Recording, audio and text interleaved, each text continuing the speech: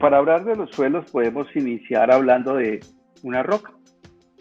Vamos, ¿qué ha pasado con una roca? Digamos, los suelos son compuestos de un gran proceso que ha sufrido las rocas en la transformación. Han comenzado a desboronarse, a volverse más finas y son una serie de partículas.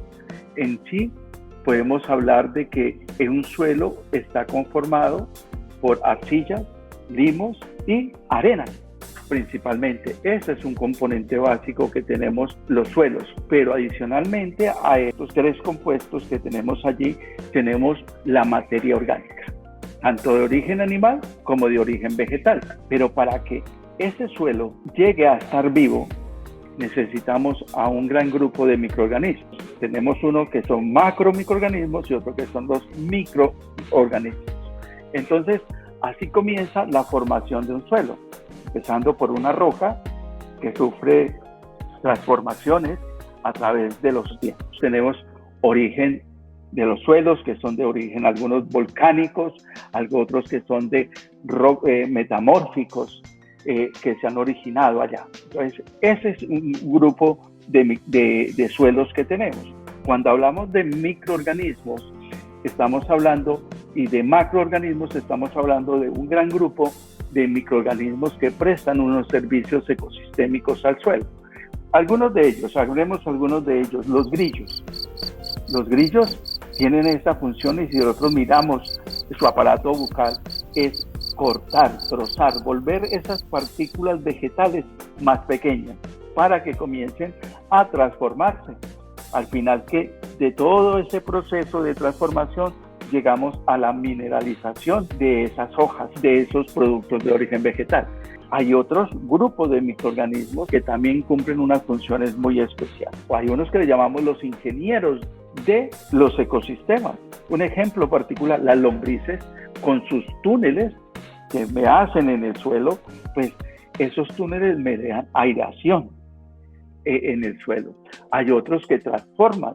Las bacterias son grandes transformadoras con todas sus enzimas que tienen. Los hongos, los actinomicetos también es otro grupo que tenemos allí. Y si nos vamos a otro grupo, los ácaros también hacen funciones. O sea, es un gran grupo de microorganismos los que interactúan allí. Entonces, cuando hablamos de suelo y de qué está compuesto del suelo, podemos decir que el suelo es un gran grupo de organismos que están interactuando sobre unas moléculas vegetales, animales y minerales. Eso es lo que me ayuda a transformar ese suelo.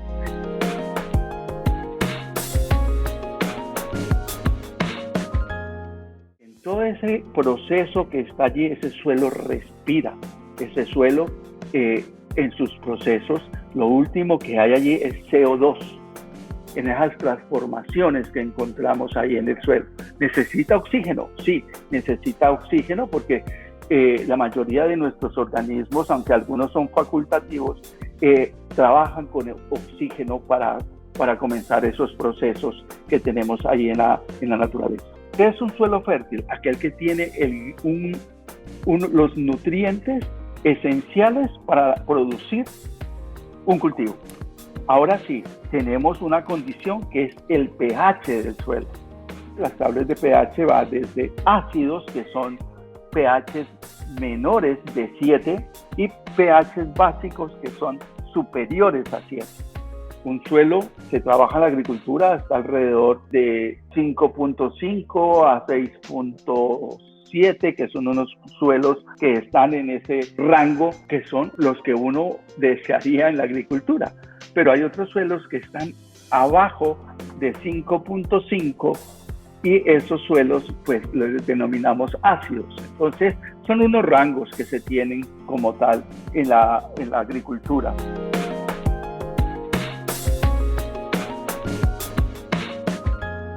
En Colombia pues tenemos suelos que los utilizamos para la agricultura. Especialmente hay otros suelos que los utilizan en ganadería y hay otros en agroforestería.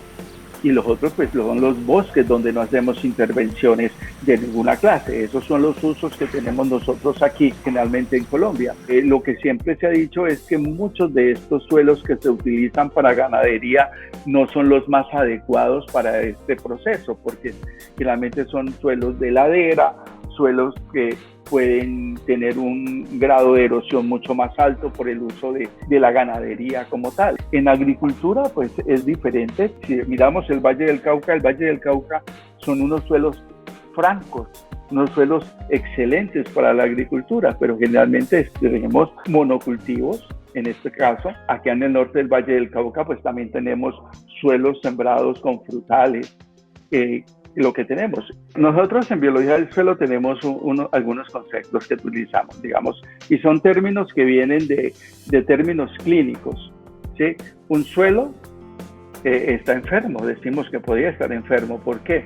Porque se ha ido deteriorando. Generalmente son unos suelos que tienen escasa materia orgánica, y si hay escasa materia orgánica, pues los microorganismos que están allí pues no van a tener alimento para subsistir y transformar esos elementos que necesitan las plantas, que necesitan otros microorganismos. Entonces son unos procesos que tenemos que mirarlos muy detenidamente.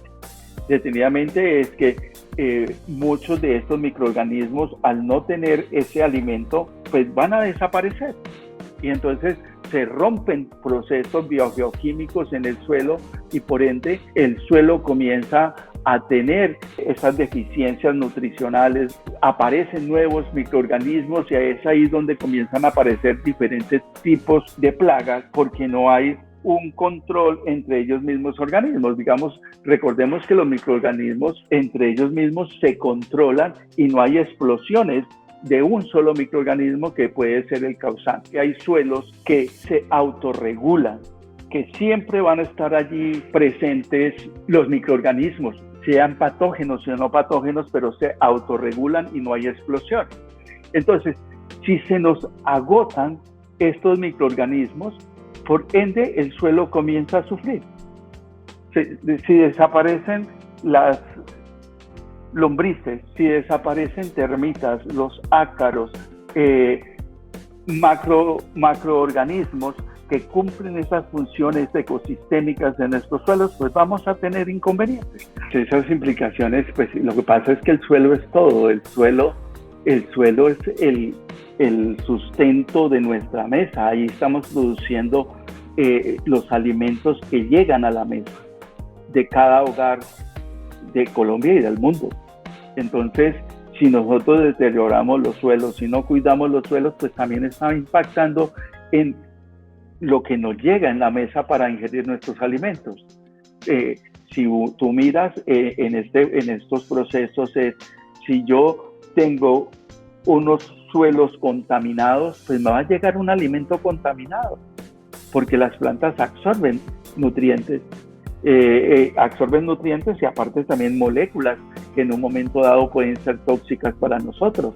Entonces eso también tenemos que tener cuidado de que lo que sembramos, cómo lo sembramos y cultivamos, nos está llegando a la mesa de nuestros hogares. Entonces eso es el impacto que tenemos en la salud. Un alimento sano impacta en la salud también de los seres humanos y de los animales.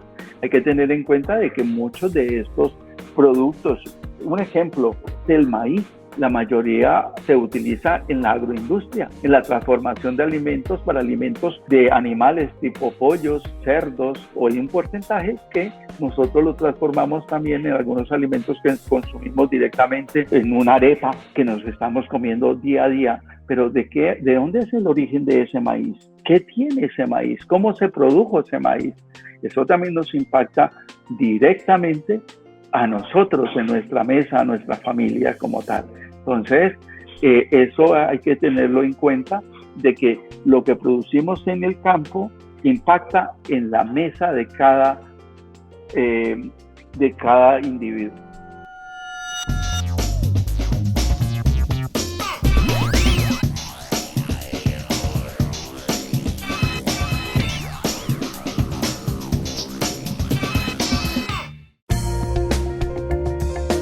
Universidad Nacional de Colombia, proyecto cultural, científico y colectivo de nación.